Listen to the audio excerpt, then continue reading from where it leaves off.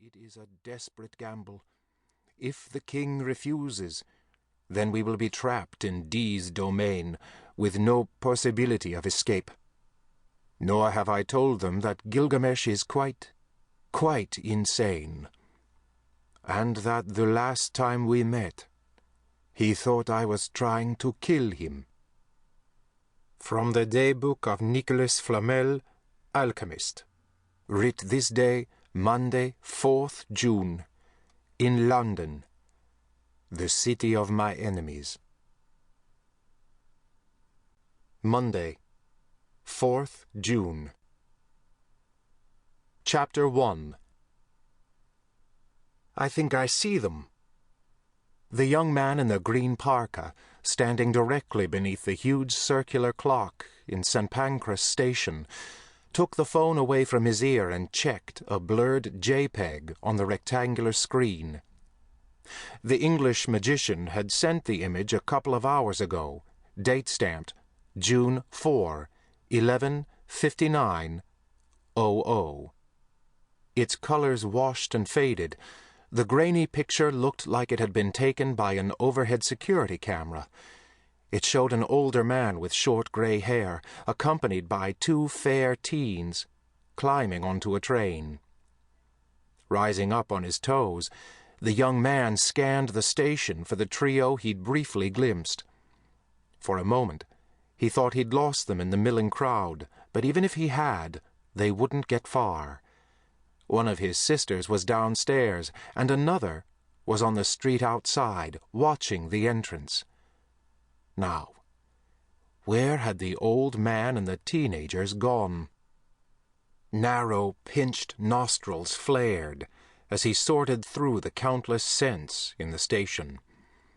He identified and dismissed the mixed stink of too many humani, the myriad perfumes and deodorants, the gels and pastes, the greasy odor of fried food from the station's restaurants, the richer aroma of coffee, and the metallic, oily tang of the train engines and carriages.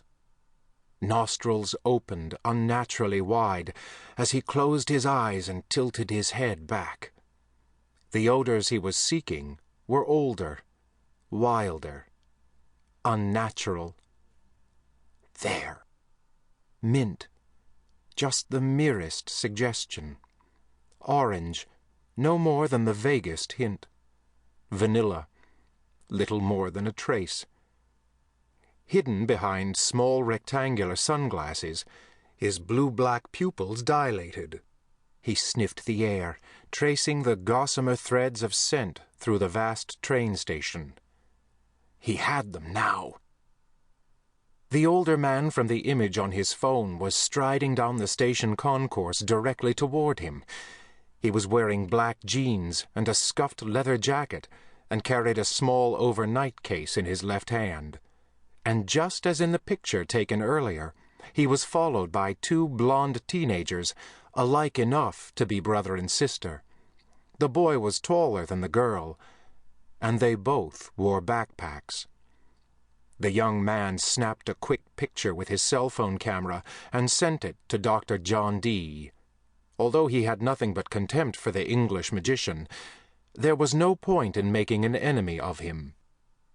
D was the agent of one of the more senior and certainly the most dangerous of all the Dark Elders. Pulling the hood of his green parka over his head, the young man turned away as the trio drew near him and dialed his sister, who was waiting downstairs. "It's definitely Flamel and the twins," he murmured into the phone, speaking the ancient language that had eventually become Gaelic. "They're heading in your direction. We'll take them when they get onto Euston Road." Snapping his phone shut, the young man in the hooded parka set off after the alchemist and the American twins. He moved easily through the early afternoon crowd, looking like just another teenager, anonymous and unnoticed in his sloppy jeans, scuffed sneakers, and overlarge coat. His head and face concealed by a hood, eyes invisible behind the dark sunglasses. Despite his appearance, however, the young man had never been remotely human. He and his sisters had first come to the